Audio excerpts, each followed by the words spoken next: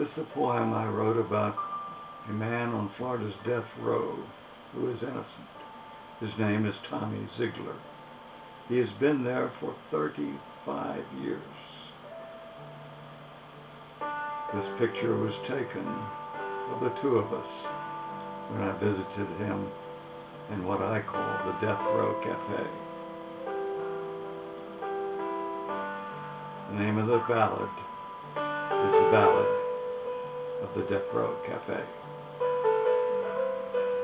My name is Tommy Z, and I'm longing to be free.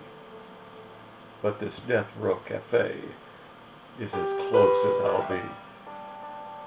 I've seen them come and go in the Death Row Cafe, more than 60 so far, and I'm still waiting my day.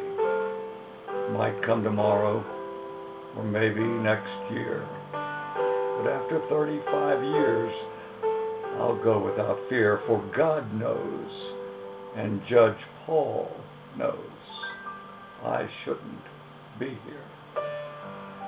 My story is a long one, and the courts say I'm done. No appeals, no relief, just a gurney for one. But if you'll listen for a few, I'll tell the truth to you, for the events of my life could also happen to you. You see, a judge with a grudge has all the legal tools. If he gets you in his courtroom, he'll make the rules. I would never have thought the law was so easy to bend when I stood up in court to help out a friend. But a judge I'd never met became my executioner that day. When I helped out a friend, I got a ticket to this cafe. Now, judges aren't supposed to be witnesses for their friends, but Judge Maurice Paul didn't care about the rules. Came in the courtroom in his robes and said, "Mr. Baker's my friend." But it didn't do him no good, 'cause Baker lost his job and the case. Mr. James kept his bar, and Judge Paul lost face.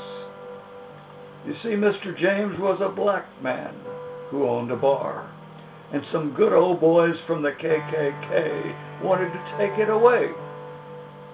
So Beverage man Herbert Baker walked in the bar one day and said, "I saw you selling drugs, Andrew James, so I'm taking away your bar." But James said, "You're lying, and I'll go to court to prove it." Then he asked me for help, and when a friend calls, I do it.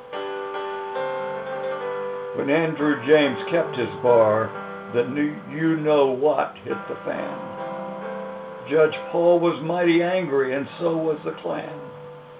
And only 4 months later, men broke into my store and shot me in the stomach and left me lying on the floor. But when I called the police, they framed me for the crime. I didn't know then that my wife and her folks were lying dead in the store, and a black man named Mays was also shot dead on the floor. I told the police, "Mays was one of them that shot me as I came in the store." But the police said I was lying, and they gave me the blame. And then that judge with a grudge got my case. Oh, for shame, for shame. If that's what you call justice, justice is a bad name. They lied about the blood on my shirt, said it came from my wife's dad. They said I'd beat him and shot him, and even showed the jury how. That prosecutor was lying, but the jury didn't know. And Judge Paul overruled them and sent me here to death row. 30 years later, DNA proved what I said was true, but the court said it didn't matter. I was in the store too. view of freedom that I'll ever see is the sight of an eagle flying high and carefree in a picture on the wall. That's as close as I'll be.